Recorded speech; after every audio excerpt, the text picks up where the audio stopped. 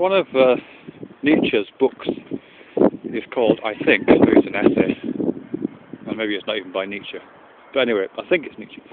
It's called Human All Too Human, and the passing acquaintanceship that I have with that is that it's a kind of recognition of the limitation of what might be called a purely humanist position, a position in which we regard ourselves as simply and solely human.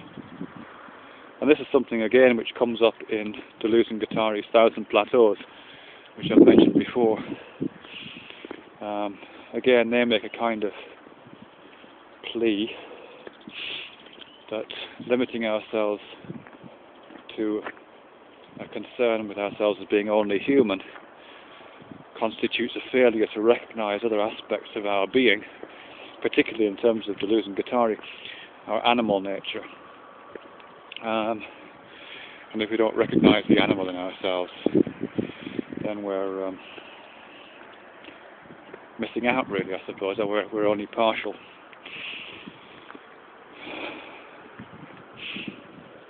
I think there's some interesting implications of that in terms of ethics and morality, and particularly how ethics and morality pan out in some of the contemporary debates on atheism. I know it sounds like a huge step. I'm going to try and forge this connection, but certainly one of the claims that's often made against atheists, or one of the complaints that are made against atheists, is that without a faith, without a theological position, there is no basis for a morality.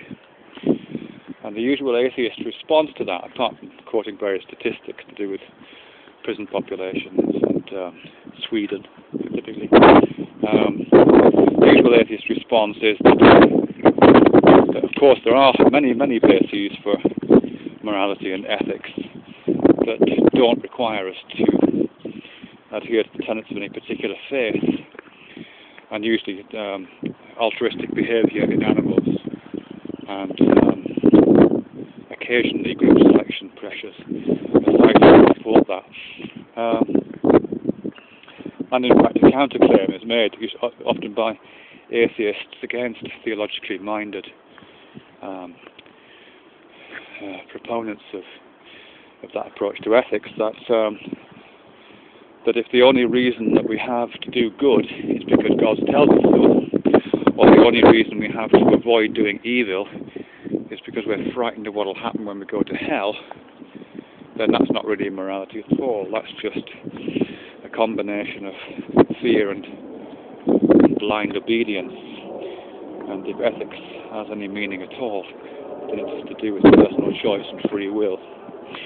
So that's the typical atheist response, that